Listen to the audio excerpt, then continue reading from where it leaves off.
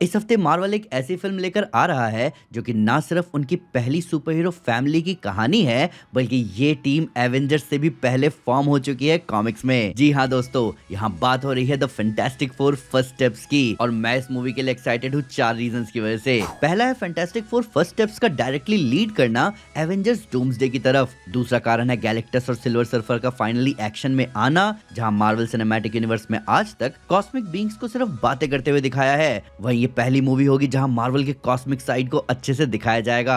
तीसरा है Franklin Richards, जो कि मार्वल के सबसे पावरफुल बींग्स में से एक है। और चौथा है हमारी फैंटास्टिक फोर की टीम, जो कि इन सबको एक साथ हैंडल करेगी। अब इससे पहले आप लोग ये पूछो कि भाई ये टीम आज तक मार्वल सिनेमैटिक यूनिवर्स में कहां थी और ये लोग थैनोस से भिड़ने क्यों नहीं आए, तो इसका जवाब है alternate universe. The fantastic four first steps की कहानी एक अल्टरनेट यूनिवर्स में चलेगी, जो कि एक रेट्रो फ्यूचरिस्टिक यूनिवर्स है, जिस वजह से मूवी में स्टेक्स बढ़ जाते हैं, क्योंकि अगर मार्वल गैलेक्टस की पावर्स का पीक फॉर्म दिखाना चाहे तो वो इनके प्लैनेट्स तक को तबाह होते दिखा सकते हैं, पर ये उतना आसान भी नहीं होगा, क्योंकि फैंटास्टिक फोर किसी से कम नहीं। लेकिन इस नए यूनिवर्स में कदम रखने से पहले तुम्हें ये समझना होगा कि पहले क्या हो चुका है, जो कि हमें प्रीलूड कॉमिक्स के जरिए पता चला। इन सब के साथ साथ हम बात करेंगे कि ये मूवी मार्वल सिनेमैटिक यूनिवर्स के किस फेज से जुड़ी है, आपको कौन सी कहानियां इससे पहले पता होना जरूरी है, मार्वल इस बार गैलेक्टस के थ्रू डूम्सडे के लिए ग्राउंड वर्क कैसे प्रिपेयर कर रहा है, और इससे पहले दिख चुकी फैंटास्टिक फोर टीम का क्या। तो चलिए शुरू करते हैं। सबसे पहले कैरेक्टर्स की बात करते हैं, जिनके बिना फैंटास्टिक फोर का मतलब ही अधूरा है। पेड्रो पास्कल प्ले कर रहे हैं रीड रिचर्ड्स, यानी कि मिस्टर फैंटास्टिक का रोल, जिसको कॉमिक्स में कहा जाता है स्मार्टेस्ट मैन अलाइव। आपने इनके एक अनअलाइव वेरिएंट को मल्टीवर्स ऑफ मैडनेस में देखा था, पर ये वाला अलग है। जैसे नो वे होम में दिखने वाले तीनों स्पाइडरमैन के अलग अलग चेहरे थे, वैसे ही इधर मिस्टर फैंटास्टिक के चेहरे अलग हैं। तो कंफ्यूज ना होना कि आखिर क्यों मिस्टर फैंटास्टिक के वेरिएंट्स का सेम चेहरा नहीं है, जैसे डॉक्टर स्ट्रेंज का था। अब बात करें वेनेसा कर्बी की, तो वो प्ले कर रही हैं सूजन स्टॉर्म का रोल, जिन्हें जाना जाता है इनविजिबल वुमेन के नाम से, जो कि इस टीम की जान है। वो ना सिर्फ इनविजिबल हो सकती हैं, बल्कि फोर्स फील्ड भी बना सकती हैं, जिसको वो डिफेंस और ऑफेंस के रूप में यूज करती हैं। जोसेफ क्विन प्ले कर रहे हैं जॉनी स्टॉर्म का रोल, जिसे जाना जाता है ह्यूमन टॉर्च के नाम से, जो कि लिटरली और मेटाफोरिकली फ्लावर नहीं फायर है, क्योंकि उसकी पावर ही है पायरोकाइनेसिस। बात करें बेन ग्रिम, जिसे जाना जाता है द थिंग के नाम से, तो उसको प्ले कर रहे हैं एबॉन मॉस बैकरैक, जिसकी पावर है सुपर स्ट्रेंथ। क्योंकि कॉस्मिक रेडिएशन से जहां सबको कूल पावर्स मिली,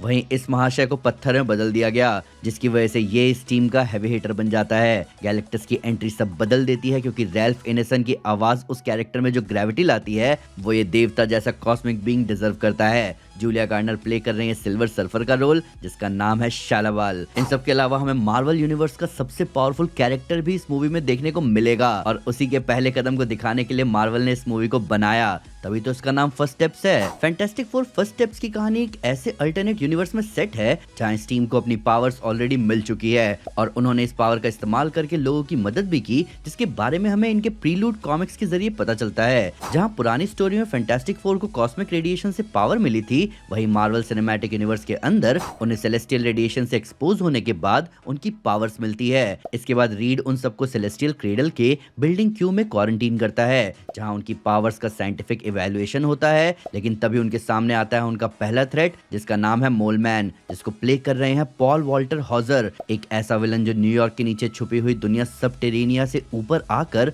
वॉर डिक्लेयर करता है। पब्लिक के सामने उनका पहला बैटल एक डिविएंट के खिलाफ होता है, जिसका नाम है जाइगेंटोस, और इसी बैटल के बाद लोग इन्हें नाम देते हैं फैंटास्टिक फोर। जाइगेंटोस का पहला लुक हमें इस प्रोमो में देखने को मिलता है, जहां वो हमें दिख सकता है हमला करते हुए। इस बैटल के बाद जब टीम सबटेरेनिया में घुसकर मोलमैन को कन्फ्रंट करती है, तब मोलमैन सरेंडर कर देता है, ताकि वो अपने लव्ड वंस को बचा सके।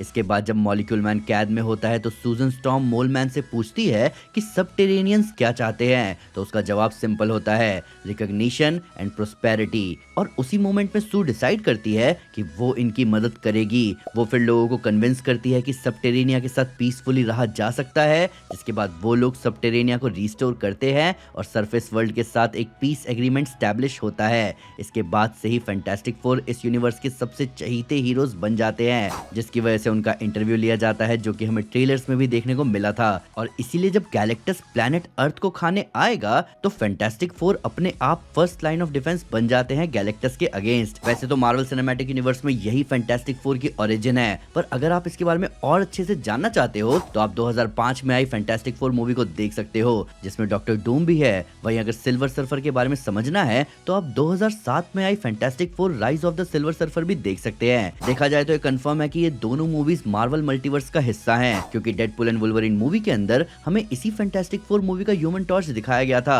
जिसको प्ले किया था क्रिस एवांस ने।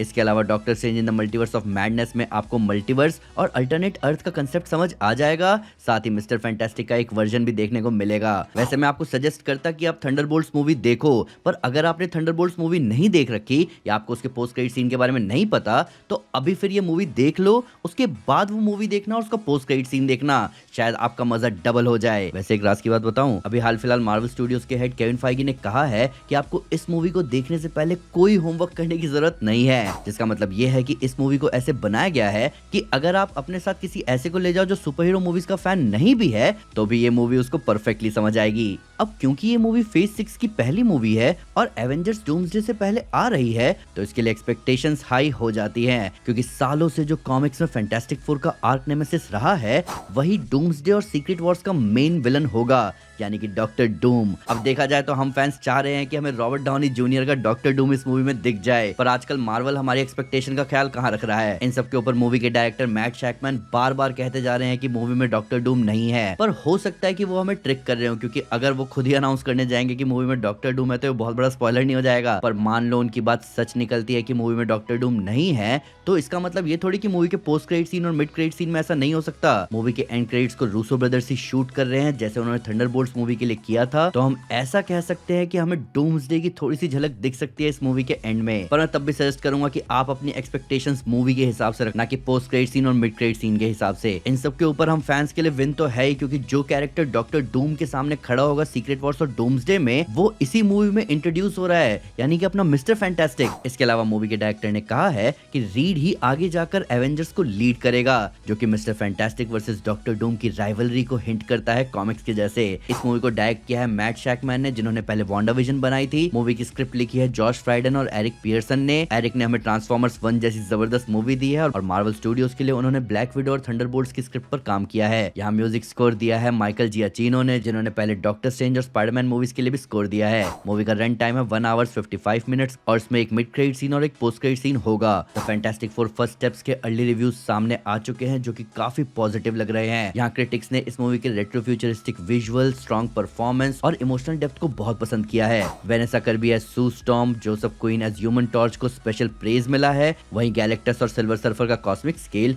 स्टोरी को नेक्स्ट लेवल ले जाता है। साथ ही पेड्रो पास्कल और इवॉन मॉस पेकरेक भी काफी इंपैक्टफुल लगे। थोड़ी पेसिंग इश्यूज की बात हुई थी, लेकिन डायरेक्टर साहब ने कंफर्म कर दिया है कि उन्होंने जॉन मेल्कोविच के कैरेक्टर रेड घोस्ट को ट्रिम आउट कर दिया है, जिससे मूवी की पेसिंग बेटर हो गई है। तो हम तो ये कंक्लूड कर सकते हैं कि ये फिल्म फेज 6 के लिए एक स्ट्रॉन्ग और फ्रेश स्टार्ट हो सकती है। तो अब आप बताओ कि आप इस फिल्म में किसकी एंट्री के लिए सबसे ज्यादा एक्साइटेड हो। मैं पर्सनली गैलेक्टस के कॉस्मिक प्रेजेंस और मिस्टर फैंटास्टिक के लिए एक्साइटेड हूँ, क्योंकि जितना स्मार्ट रीड होगा उतना ही खतरनाक डॉक्टर डूम भी होगा। इसके अलावा ये देखना बहुत इंटरेस्टिंग होगा कि ये मूवी एवेंजर्स डूम्सडे से कैसे कनेक्ट कर रही है। पर आप फिलहाल नीचे कमेंट सेक्शन में ध्यान रखना कि कहीं आपको कोई लीक डिटेल ना पता चल जाए, क्योंकि मूवी की रिलीज अब बहुत पास में है। वीडियो अच्छी लगी तो लाइक जरूर करें और चैनल को सब्सक्राइब करना ना भूलें। साथ ही साथ एक स्टेप आगे आकर अपने फेवरेट चैनल को सपोर्ट करें मेंबरशिप लेकर। Thank you guys, this is Aman Sinha and you are super super. Piece.